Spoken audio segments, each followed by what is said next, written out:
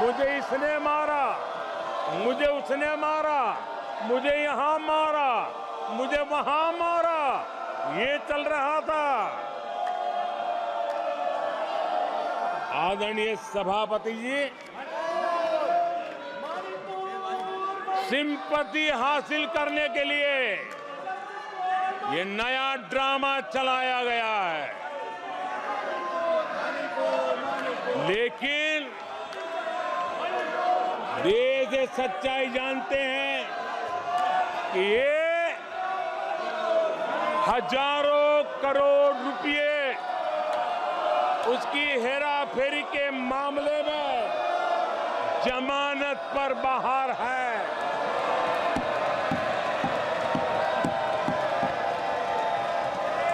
ये ओबीसी वर्ग के लोगों को चोर बताने के मामले में सजा पा चुके हैं।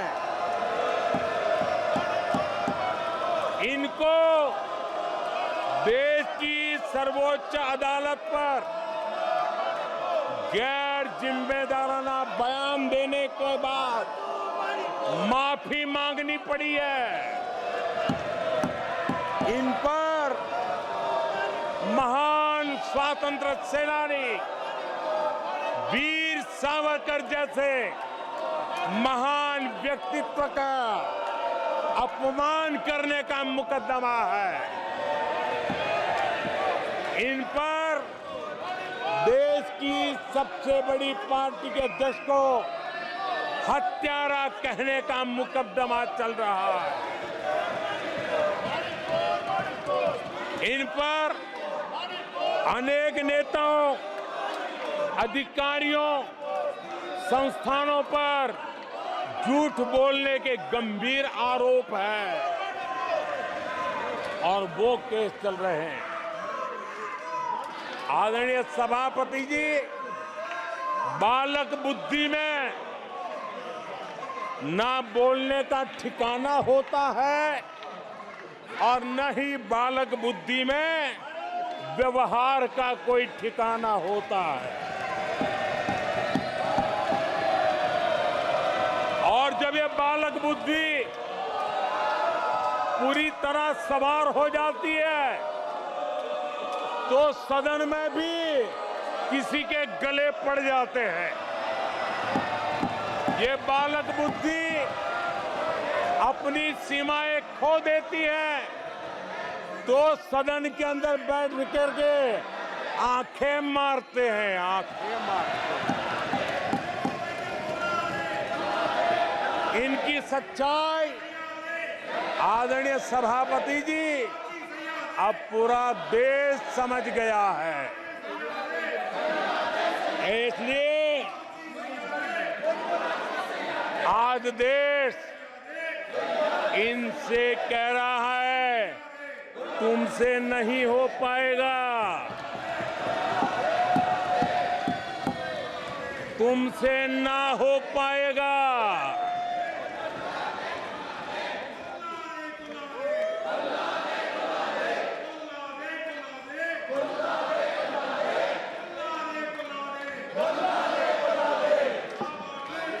बैठिए प्लीज। ये तरीका आदरणीय अध्यक्ष जी, तुलसीदास जी कह गए हैं,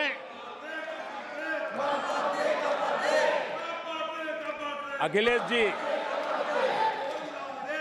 तुलसीदास जी कह गए हैं, जूठई लेना जूठई देना, जूठई भोजन जूठई चबेना।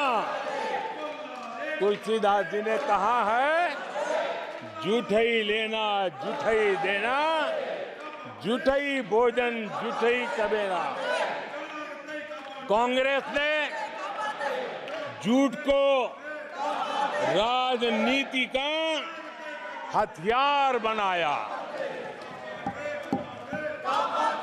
कांग्रेस के मुंह झूठ लग गया है। जैसे वो आदमखोर एनिमल होता है ना, जिसको लहू मुंह पे लग जाता है, वैसे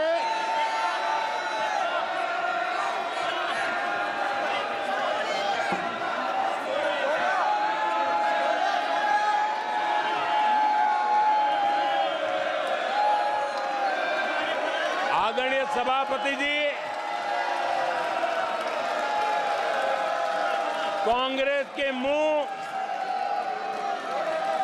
झूठ का खून लग गया है।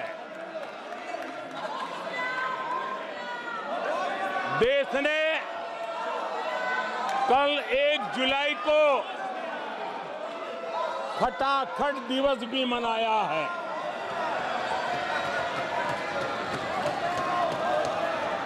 एक जुलाई को लोग अपने बैंक अकाउंट चेक कर रहे थे कि 8,500 रुपये आए कि नहीं आए। ये झूठ नैरेटिव का परिणाम देखिए। इसी चुनाव में कांग्रेस ने देशवासियों को गुमराह किया। माताओं बहनों को हर महीने 8,500 रुपये देने का झूठ। इन माताओं के बहनों के दिलों को जो चोट लगी है ना, वो श्राप बन करके ये कांग्रेस को तबाह करने वाली है।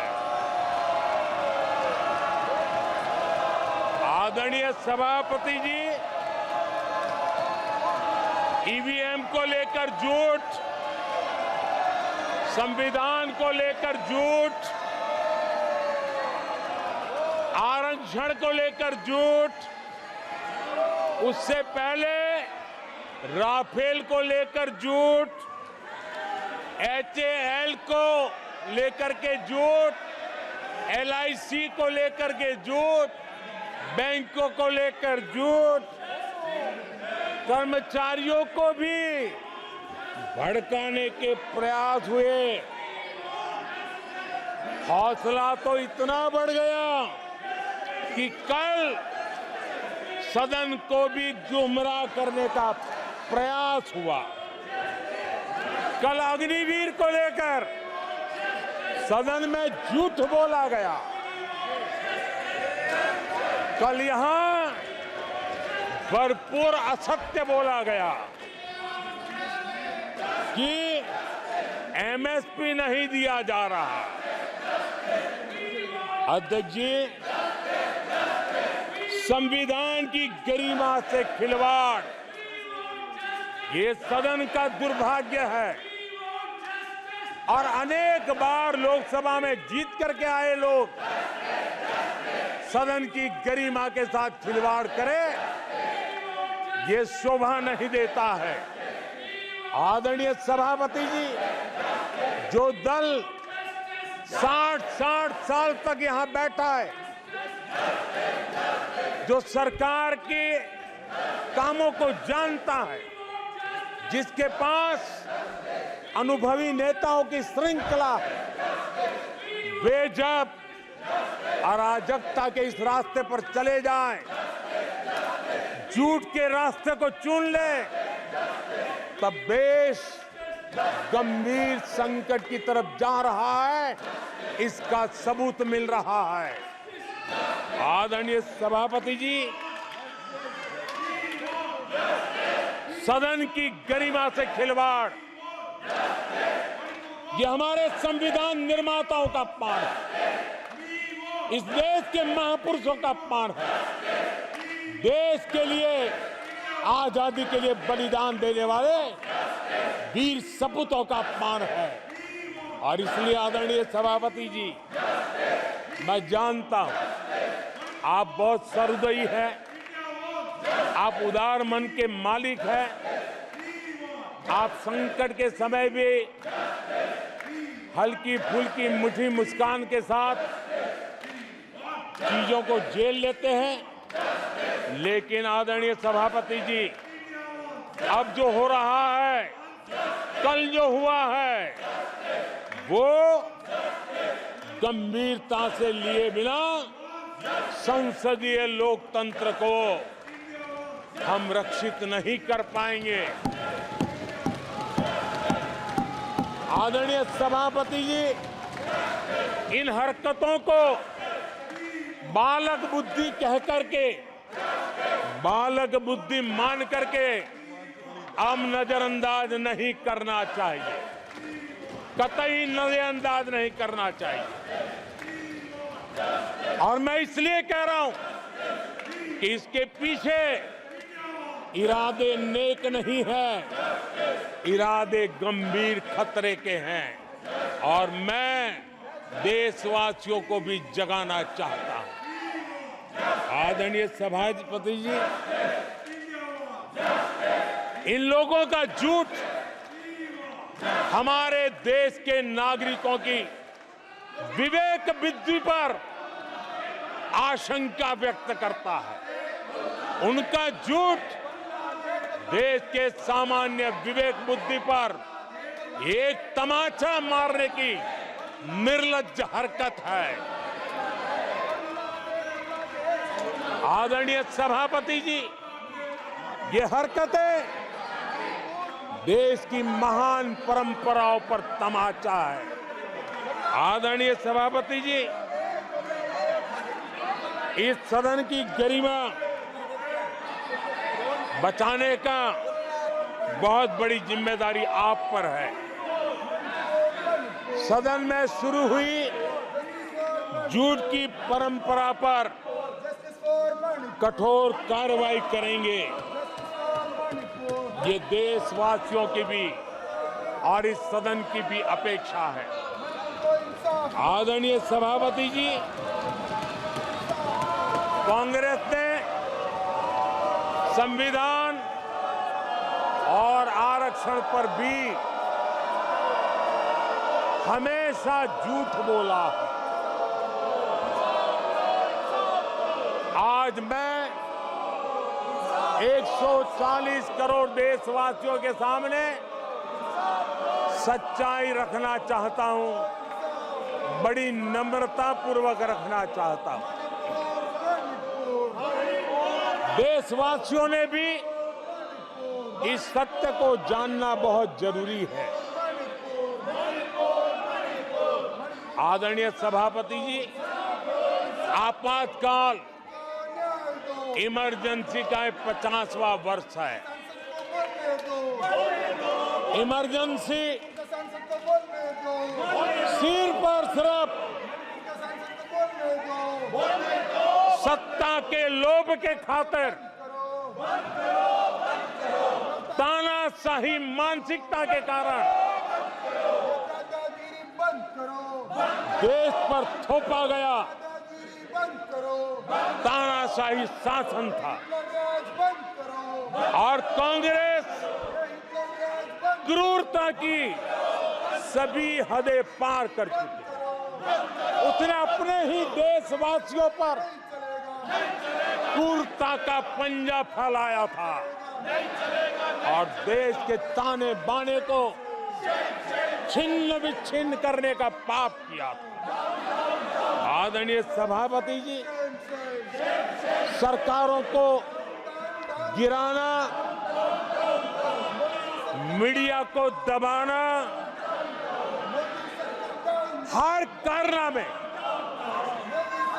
संविधान की भावना के खिलाफ, संविधान की धाराओं के खिलाफ, संविधान के एक एक शब्द के खिलाफ थे। ये वो लोग हैं जिन्होंने प्रारंभ से देश के दलितों के साथ, देश के पिछड़ों के साथ घोर अन्याय किया है।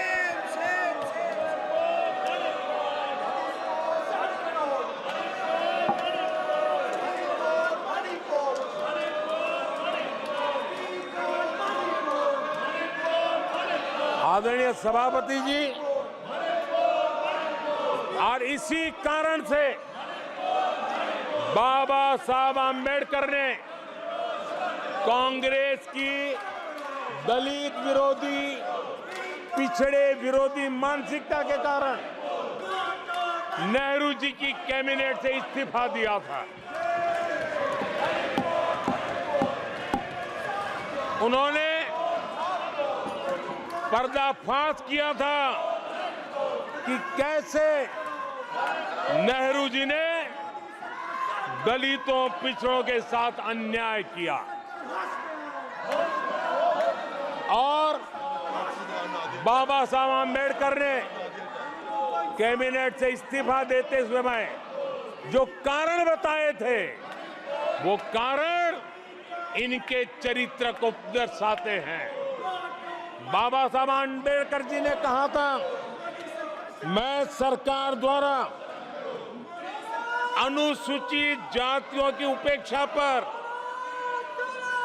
अपने अंदर उत्पन्न आक्रोश को रोक नहीं सका। ये बाबा साहब आम्बेडकर के शब्द हैं। अनुसूचित जातियों की उपेक्षा, इसने बाबा साहब आम्बेडकर को आक्रोशित कर दिया। बाबा साहब के सीधे हमले के बाद नेहरू जी ने बाबा साहब आम्बेडकर का राजनीतिक जीवन खत्म करने के लिए पूरी ताकत लगा दी। आदरणीय सभापति जी,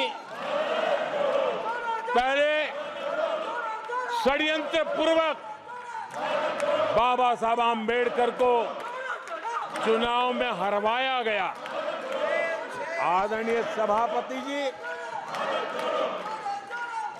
हराया इतना ही नहीं, उन्होंने बाबा साहब आम्बेडकर के इस पराजय की, उसका जश्न मनाया, खुशी मनाई और खुशी उन्होंने व्यक्त की।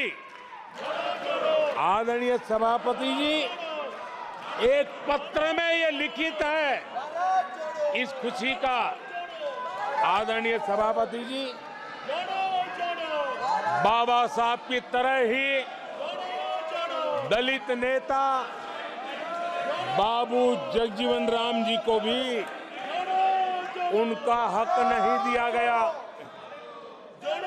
इमरजेंसी के बाद जगजीवन राम जी का पीएम बनने की संभावना थी। इंदिरा गांधी जी ने पक्का किया कि जगजीवन राम जी किसी भी हालत में पीएम न बने और एक किताब में लिखा गया है कि किसी भी कीमत पर जगजीवन राम प्रधानमंत्री नहीं बनने चाहिए। अगर बन गए तो वो हटेंगे नहीं जिंदगी पर। ये इंदिरा जी गांधी का कोट उस किताब में है। कांग्रेस ने चौधरी चरण सिंह जी के साथ भी यही व्यवहार किया, उनको भी नहीं छोड़ा था। पिछड़ों के नेता कांग्रेस पार्टी के अध्यक्ष बिहार के सपूत सीताराम केसरी के साथ भी अपमानित व्यवहार करने का पाप इसी कांग्रेस ने किया। आदरणीय सभापति जी, कांग्रेस पार्टी प्रारंभ से ही आरक्षण की घोर विरोधी रही है। नेहरू जी ने तो मुख्यमंत्रियों को चिट्ठी लिख करके साफ साफ शब्दों में आरक्षण का विरोध किया था। कांग्रेस के एक प्रधानमंत्री श्रीमती इंदिरा गांधी जी ने मंडल कमीशन का रिपोर्ट ठंडे बक्से में सालों तक दबाए रखा था। आदरणीय सभापति जी, कांग्रेस पार्टी के तीसरे प्रधानमंत्री श्रीमान राजीव गांधी, और जब विपक्ष में थे उनका सबसे लंबा भाषण आरक्षण के खिलाफ था। वो आज भी संसद के रिकॉर्ड में उपलब्ध है। और इसलिए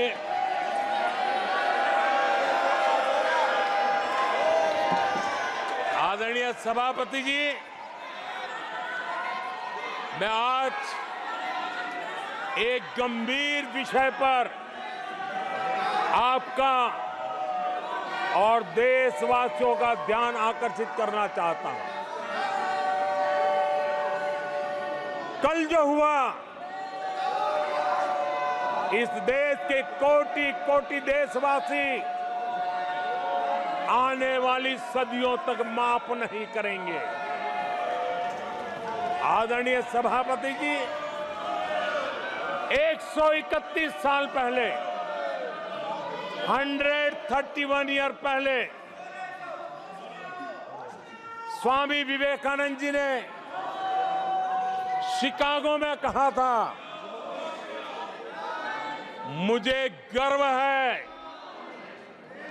कि मैं उस धर्म से आता हूं जिसने पूरी दुनिया को सहिष्णुता और वैश्विक स्वीकृति सिखाई है। 131 साल पहले हिंदू धर्म के लिए विवेकानंद जी ने अमेरिका के शिकागो में दुनिया के दिग्गजों के सामने कहा था। आदरणीय सभापति जी, हिंदू सहनशील है, हिंदू अपनत्व को लेकर के जीने वाला समूह है। इसी कारण भारत का लोकतंत्र, भारत की इतनी विविधताएं, उसका वैविध्य की विराटता आज उसी के कारण पनपी है और पनप रही है।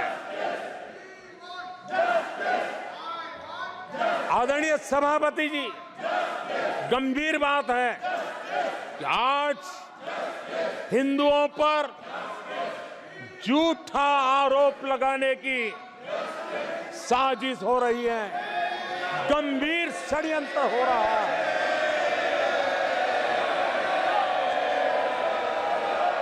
आदरणीय सभापति जी,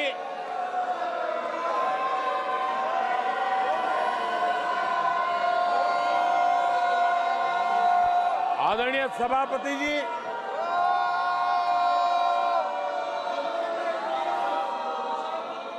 ये कहा गया हिंदू हिंसक होते हैं? ये है आपके संस्कार, ये है आपका चरित्र, ये है आपकी सोच, ये है आपकी नफरत इस देश के हिंदुओं के साथ। ये करने में आदरणीय सभापति जी, ये देश शताब्दियों तक इसे भूलने वाला नहीं है।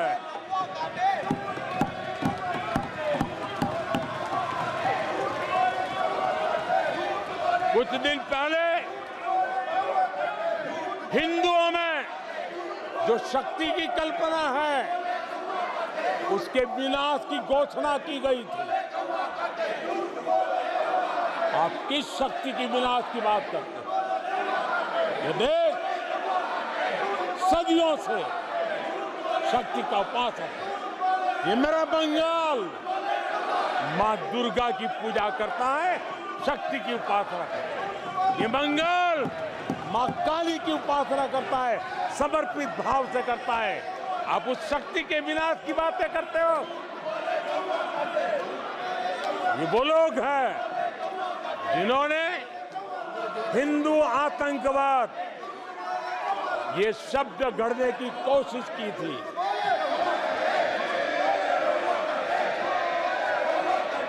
इनके साथी हिंदू धर्म को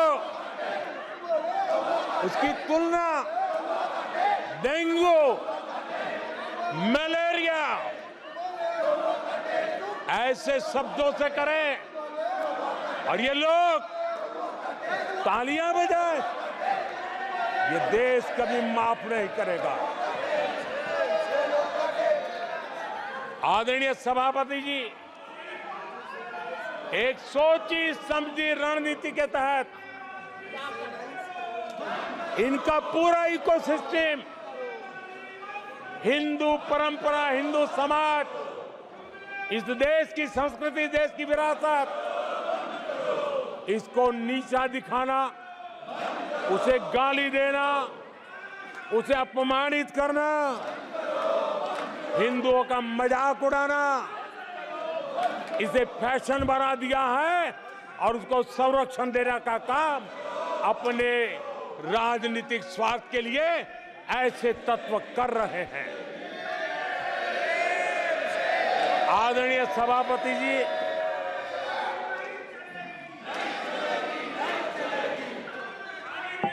माननीय सदस्य प्लीज। आदरणीय सभापति जी, हम बचपन से सीखते हुए आए हैं, गांव का हो, शहर का हो, गरीब हो, अमीर हो, इस देश का हर बच्चा ये जानता है, ईश्वर का हर रूप, आदरणीय सभापति जी, ईश्वर का हर रूप दर्शन के लिए होता है। ईश्वर का कोई भी रूप निजी स्वार्थ के लिए, प्रदर्शन के लिए नहीं होता है। जिसके दर्शन होते हैं उसके प्रदर्शन नहीं होते हैं। आदरणीय सभापति जी, हमारे देवी देवताओं का अपमान 140 करोड़ देशवासियों के दिलों को गहरी चोट पहुंचा रहा है।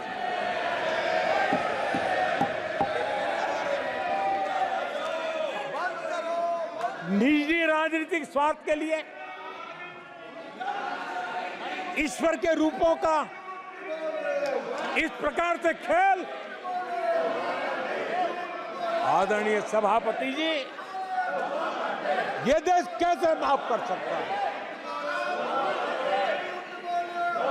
आदरणीय सभापति जी, सदन के कल के दृश्यों को देख करके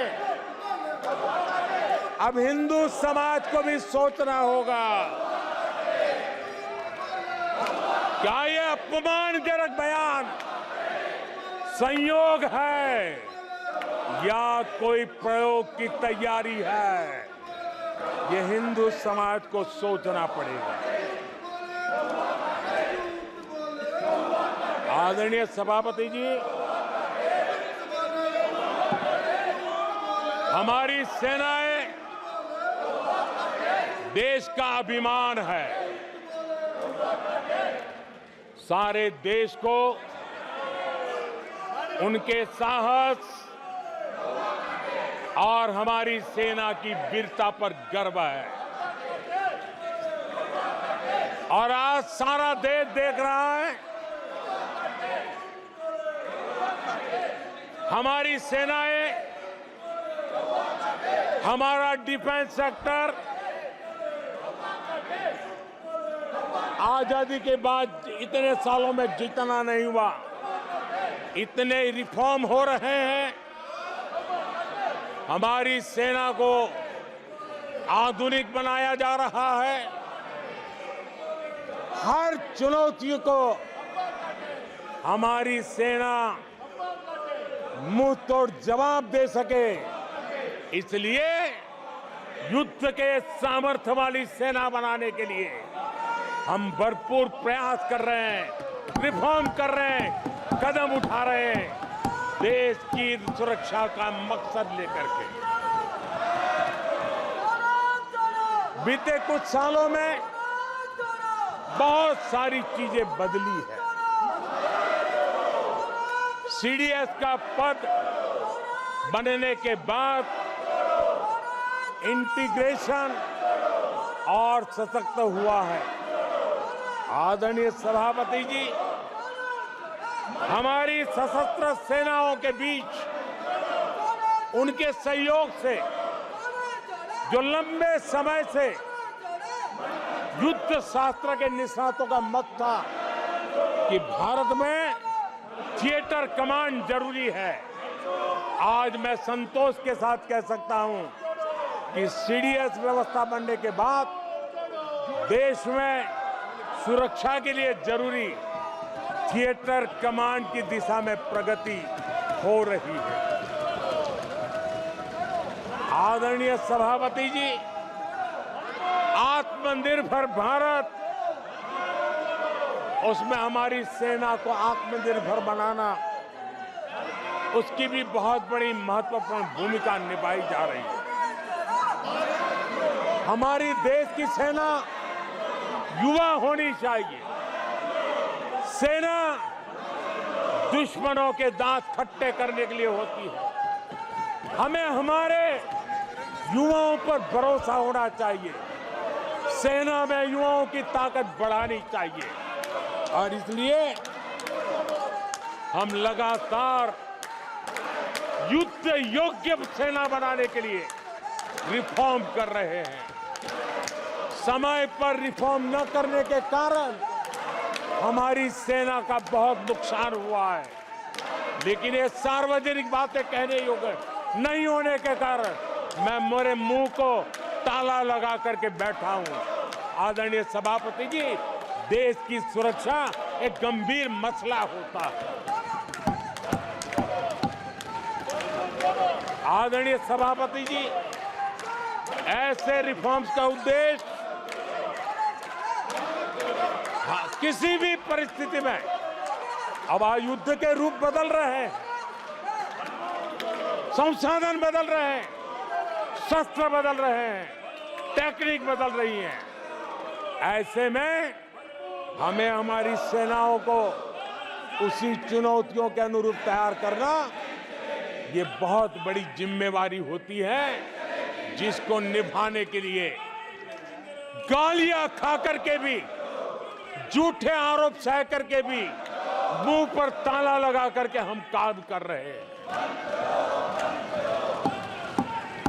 ऐसे समय देश की सेना को आधुनिक बनाना, सशक्त बनाने के ऐसे समय कांग्रेस क्या कर रही है? ये झूठ फैला रहे हैं। ये डिफेंस रिफॉर्म्स के प्रयासों को कमजोर करने का षड्यंत्र कर रहे हैं। आदरणीय सभापति जी, दरअसल कांग्रेस के लोग कभी भी भारतीय सेनाओं को ताकतवर होते नहीं देख सकते। आदरणीय सभापति जी, कौन नहीं जानता कि नेहरू जी के समय देश की सेनाएं कितनी कमजोर होती थी। हमारी सेनाओं में कांग्रेस ने जो लाखों करोड़ों के घोटाले किए, वही तरीका था जिस तरीके ने देश की सेना को कमजोर किया है। ये देश की सेनाओं को कमजोर किया। जल हो, थल हो, नभ हो, सेना की हर आवश्यकता में इन्होंने, देश आजाद हुआ तब से भ्रष्टाचार की परंपरा बनाई। जीप घोटाला हो, पनडुब्बी घोटाला हो, बोफोर्स घोटाला हो, इन सारे घोटालों ने देश की सेना की ताकत को बढ़ने से रोका है। वो भी एक वक्त था आदरणीय सभापति जी, कांग्रेस के जमाने में हमारी सेनाओं के पास बुलेट प्रूफ जैकेट भी नहीं हुआ करते थे।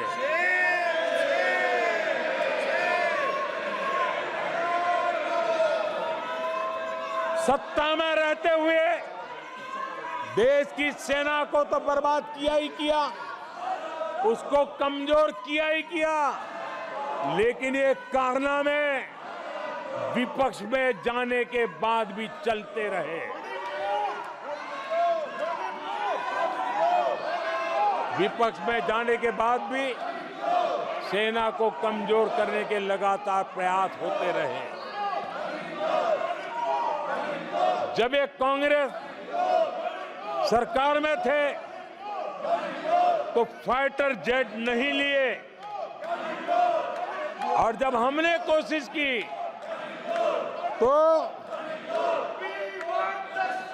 कांग्रेस हर तरह की साजिश पर उतर आई। फाइटर जेट एयरफोर्स तक न पहुंच पाए, इसके लिए साजिशें की गई। और आदरणीय सभापति जी, ये बालक बुद्धि देखिए कि राफेल के छोटे छोटे खिलौने बना करके उड़ाने में मजा लेते थे, देश की सेना का मजाक उड़ाते थे। अध्यक्ष जी, कांग्रेस ऐसे हर कदम का, हर रिफॉर्म का विरोध करती है जो भारत की सेना को मजबूती दे, भारत की सेना को मजबूत बनाए। माननीय सदस्यों, सभा की कार्रवाई माननीय प्रधानमंत्री जी के भाषण तक के लिए बढ़ाई जाती है और सभा की कार्रवाई सारी कार्रवाई पूरे होने तक बढ़ाई जाती है। आदरणीय सभापति जी, समय देने के लिए और समय का विस्तार करने के लिए मैं आपका हृदय से आभार व्यक्त करता हूं। आदरणीय सभापति जी, अब कांग्रेस के लोगों को ये पता चल गया है कि हमारे नौजवानों की ऊर्जा, हमारे सैनिकों का आत्मबल ही हमारे सशस्त्र बलों की सबसे बड़ी शक्ति है। और अब इस पर हमला करके और एक नया तरीका सेना में भर्ती को लेकर सरासर झूठ फैलाया जा रहा है, ताकि लोग, मेरे देश के नौजवान मेरे देश की रक्षा करने के लिए सेना में न जाए, उनको रोकने के लिए षड्यंत्र हो रहा है। आदरणीय सभापति जी, मैं इस सदन के माध्यम से जानना चाहता हूं, आखिर किसके लिए कांग्रेस हमारी सेनाओं को कमजोर करना चाहती है? किसके फायदे के लिए कांग्रेस वाले सेना के संबंध में इतना झूठ फैला रहे हैं? आदरणीय सभापति जी, वन रैंक वन पेंशन को लेकर के देश के शहीद जवानों को उनकी आंखों में धूल झोंकने का प्रयास किया गया। आदरणीय सभापति जी, हमारे देश में श्रीमती इंदिरा गांधी जी ने वन रैंक वन पेंशन की व्यवस्था को खत्म किया था। दशकों तक कांग्रेस ने वन रैंक वन पेंशन को लागू नहीं होने दिया, और चुनाव जब आए तो 500 करोड़ रुपया दिखाकर निवृत्त सेना नायकों को मूर्ख बनाने की कोशिशें भी की गई, लेकिन उनका इरादा था हो सके उतना वन रैंक वन पेंशन को टालते रहना। एनडीए सरकार ने वन रैंक वन पेंशन लागू की और आदरणीय सभापति जी, भारत के पास संसाधन कितने ही सीमित क्यों न हो, लेकिन उसके बावजूद भी, कोरोना की कठिन लड़ाई के बावजूद भी 1,20,000 करोड़ रुपए हमारे पूर्व सैनिकों को वन रैंक वन पेंशन के रूप में दिए गए। प्लीज, नो, ये तरीका ठीक नहीं है। नो, ये गलत तरीका। प्लीज, माननीय सदस्य, ये तरीका ठीक नहीं है। आप संसदीय परंपराओं का पालन करें। आदरणीय सभापति जी, आदरणीय राष्ट्रपति महोदय ने अपने उद्घोषण में पेपर लीक पर भी चिंता जताई है। मैं भी देश के हर विद्यार्थी को, देश के हर नौजवानों को कहूंगा कि सरकार ऐसी घटनाओं को रोकने के लिए अत्यंत गंभीर है और युद्ध स्तर पर हम अपनी जिम्मेवारियों को पूरा करने के लिए एक के बाद एक कदम उठा रहे हैं। युवाओं के भविष्य के साथ खिलवाड़ करने वालों को कतई छोड़ा नहीं जाएगा। नीट के मामले में पूरे देश में लगातार गिरफ्तारियां की जा रही है। केंद्र सरकार पहले ही एक कड़ा कानून बना चुकी है। परीक्षा कराने वाले पूरे सिस्टम को पुख्ता करने के लिए जरूरी कदम उठाए जा रहे हैं।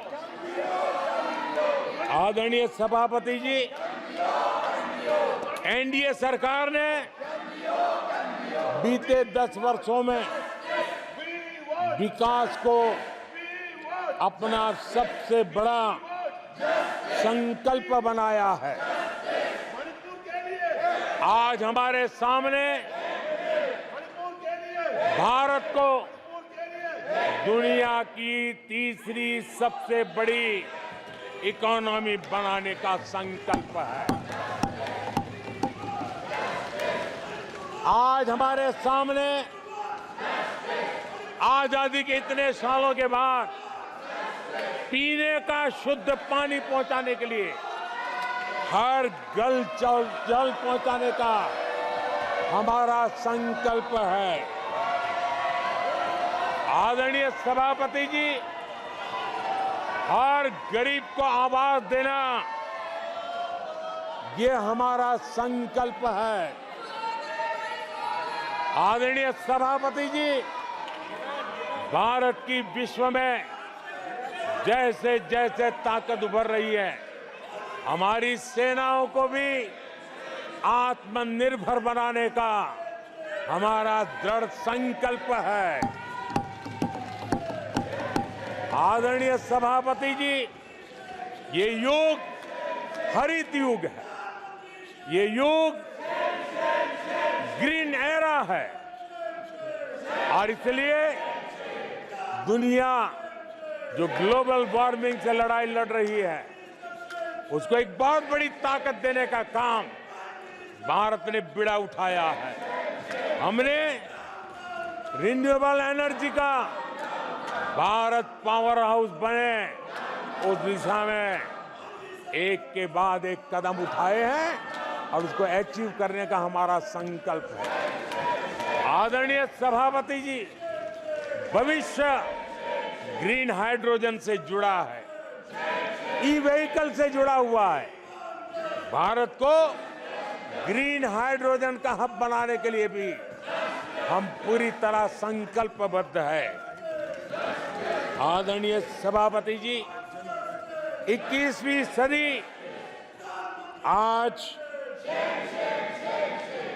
भारत 21वीं सदी को भारत की सदी बनाने के लिए जिन संकल्पों को लेकर के हम चले हैं, उसमें इंफ्रास्ट्रक्चर की भी बहुत बड़ी भूमिका है।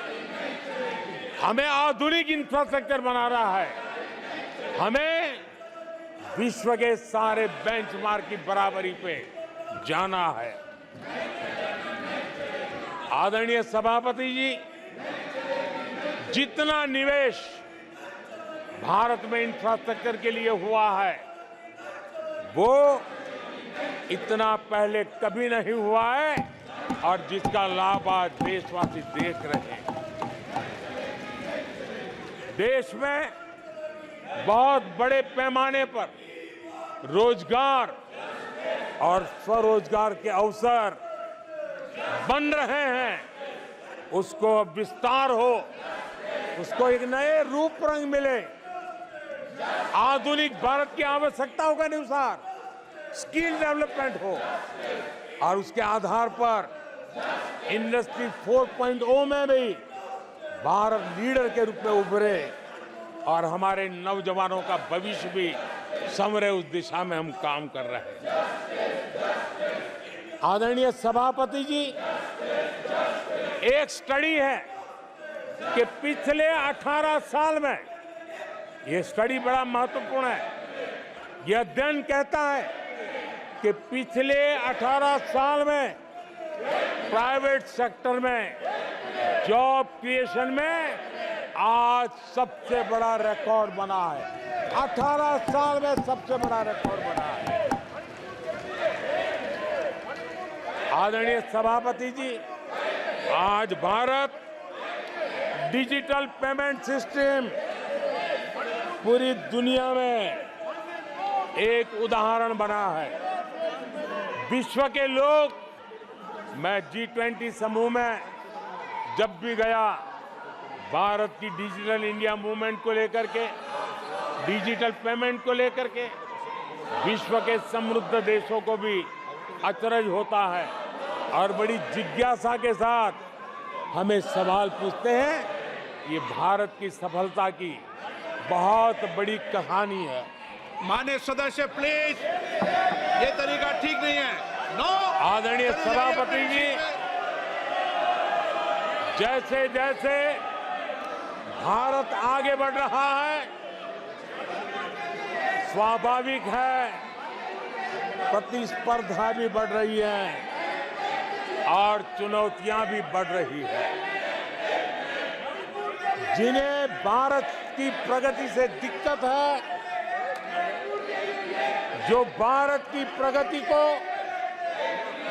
चुनौती के रूप में देखते हैं, वो गलत हथकंडे भी अपना रहे हैं। ये ताकतें भारत की डेमोक्रेसी, डेमोग्राफी और डायवर्सिटी पर हमला कर रही है और ये चिंता सिर्फ मेरी नहीं है, ये चिंता सिर्फ सरकार की नहीं है, ये चिंता सिर्फ ट्रेजरी बेंच की नहीं है। आदरणीय सभापति जी, देश की जनता और माननीय सुप्रीम कोर्ट तक सबको इन बातों से चिंतित है। सुप्रीम कोर्ट ने जो कहा है, वो कोर्ट मैं आज सदन के सामने रखना चाहता हूं। सुप्रीम कोर्ट का एक कोर्ट देश के करोड़ों करोड़ लोगों के लिए भी कैसे कैसे संकट आने की संभावनाएं दिख रही है, इसकी तरफ इशारा करता है। आदरणीय सभापति जी, सुप्रीम कोर्ट ने अपने एक जजमेंट में बड़ी गंभीरता पूर्वक कहा है, और मैं कोट पढ़ता हूं, ऐसा लगता है इस महान देश की प्रगति पर, ऐसा लगता है कि इस महान देश की प्रगति पर संदेह प्रकट करने, उसे कम करने और हर संभव मोर्चे पर उसे कमजोर करने का एक ठोस प्रयास किया जा रहा है। ये सुप्रीम कोर्ट की बात पढ़ रहा हूं। सुप्रीम कोर्ट आगे कह रही है, इस तरह के किसी भी प्रयत्न या प्रयास को आरंभ में ही रोक दिया जाना चाहिए। देश की सुप्रीम कोर्ट का एक कोर्ट है। आदरणीय सभापति जी, सुप्रीम कोर्ट ने जो भावना व्यक्त की है, इस पर हम यहां वाले या वहां वाले, सदन में है उन्होंने, सदन के बाहर है उन्होंने, सबको गंभीरता से विचार करने की आवश्यकता है। आदरणीय सभापति जी, भारत में भी कुछ लोग हैं जो ऐसी ताकतों की मदद कर रहे हैं। देशवासियों को ऐसी ताकतों से सतर्क रहने की जरूरत है।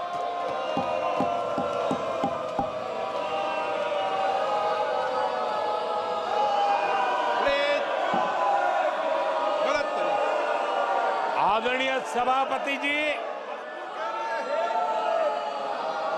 2014 में सरकार में आने के बाद देश के सामने एक बहुत बड़ी चुनौती कांग्रेस के साथ ही कांग्रेस का इकोसिस्टम भी रहा है।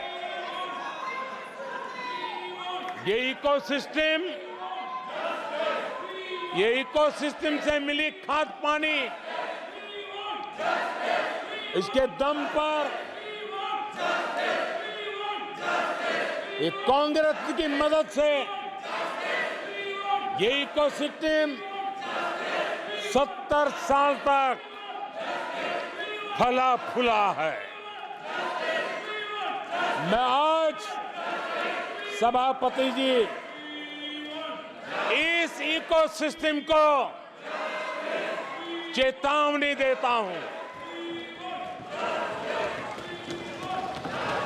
मैं इस इकोसिस्टम को चेताना चाहता हूं।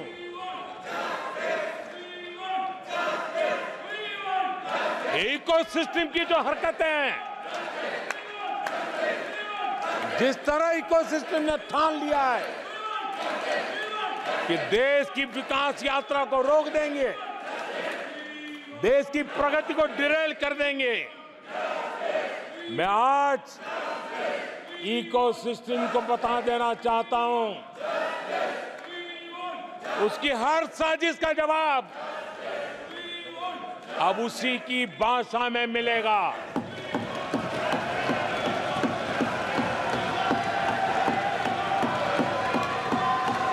यह देश विरोधी साजिशों को कभी भी स्वीकार नहीं करेगा।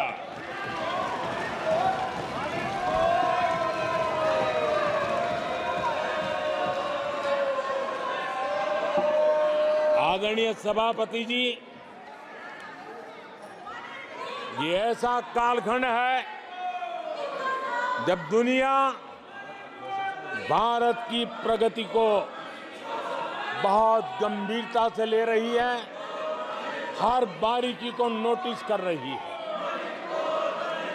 आदरणीय सभापति जी, अब चुनाव हो चुके हैं। 140 करोड़ देशवासियों ने 5 साल के लिए अपना निर्णय जनादेश दे दिया है। आवश्यक है कि विकसित भारत के निर्माण के लिए इस संकल्प को सिद्धि में बदलने के लिए इस सदन के सभी माननीय सदस्यों का योगदान होना चाहिए। मैं उन सबको निमंत्रित करता हूं कि विकसित भारत के संकल्प को पूर्ण करने के लिए आप भी जिम्मेवारी के साथ आगे आइए। देश हित के विषय पर हम साथ चले, मिलकर के चलें और देशवासियों की आशा आकांक्षाओं को पूरा करने में हम कोई कमी न रहने दें। आदरणीय सभापति जी, पॉजिटिव राजनीति भारत के इस कालखंड में बहुत आवश्यक है और मैं हमारे साथी पक्षों को भी कहना चाहूंगा, इंडी गठबंधन के पक्ष के लोगों को कहना चाहूंगा कि आप आइए मैदान में, गुड गवर्नेंस पर स्पर्धा करें। जहां जहां आपकी सरकारें हैं वो एनडीए की सरकारों के साथ गुड गवर्नेंस पर स्पर्धा करें, डिलीवरी में स्पर्धा करें, लोगों की आकांक्षा पूरी करने पर स्पर्धा करें। देश का भला होगा, आपका भी भला होगा। आदरणीय सभापति जी, आप अच्छे कामों के लिए एनडीए के साथ स्पर्धा करें। आप रिफॉर्म्स के मामले में हिम्मत करें। जहां जहां आपकी सरकारें हैं वो रिफॉर्म से कदम बढ़ाएं और वो विदेशी निवेश को आकर्षित करें। अपने अपने राज्यों में विदेशी निवेश ज्यादा आए, इसके लिए प्रयास करें। उनको ये अवसर है, उनके पास राज्यों में कुछ सरकारें हैं और इसके लिए वो भाजपा की सरकारों से स्पर्धा करें, एनडीए की सरकारों से स्पर्धा करें, सकारात्मक स्पर्धा करें। जिन लोगों को जहां सेवा करने का मौका मिला है वहां पे वे रोजगार के लिए स्पर्धा करें। कौन सरकार ज्यादा रोजगार देती है उस स्पर्धा के लिए मैदान में आए, एक तंदुरुस्त स्पर्धा हो। साथी आदरणीय सभापति जी, हमारे यहां भी कहा है कि गहना कर्मणो गति ही, गहना कर्मणो गति है, यानी कर्म की गति गहन है। इसलिए आक्षेप, झूठ, फरेब, डिबेट ऐसी जीतने के बजाय कर्म से, कुशलता से, समर्पण भाव से, सेवा भाव से जरा लोगों के दिल जीतने के लिए कोशिश होनी चाहिए। आदरणीय सभापति जी, मैंने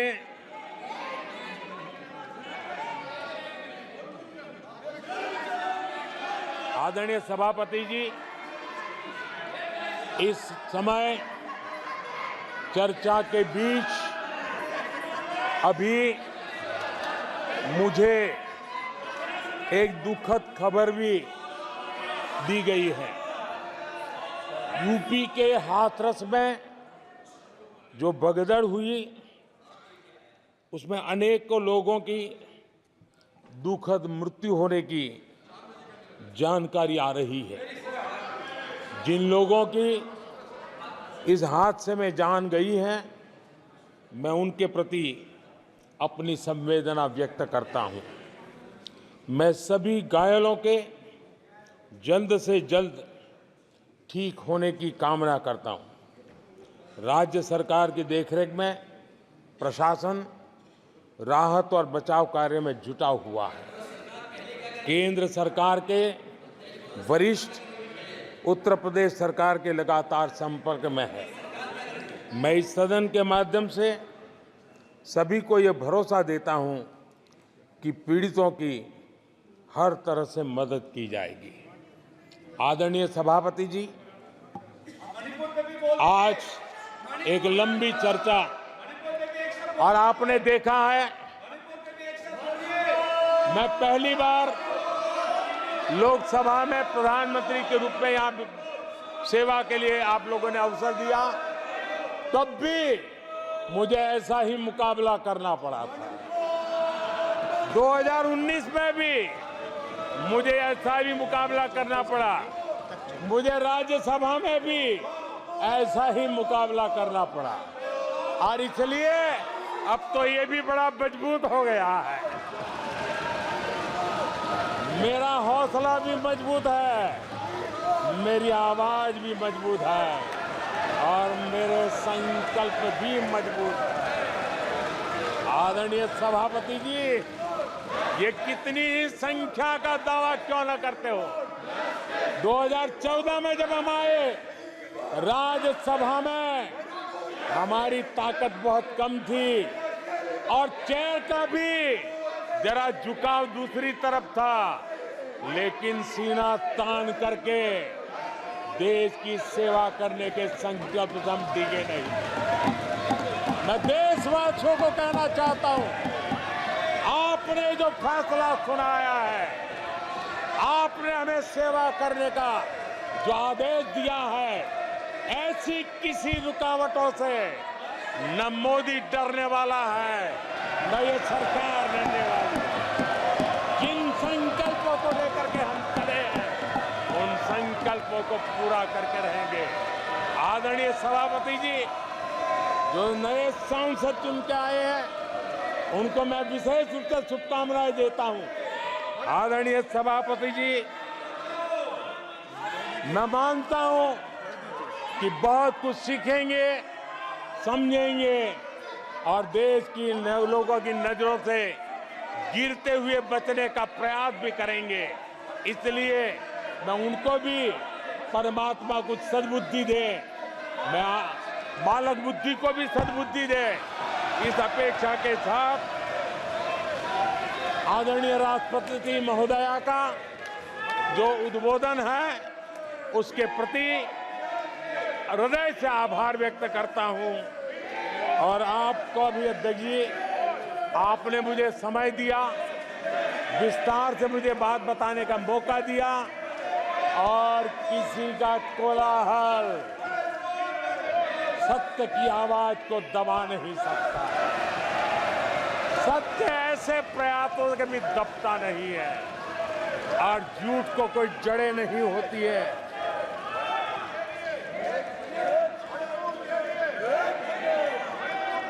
आदरणीय सभापति जी,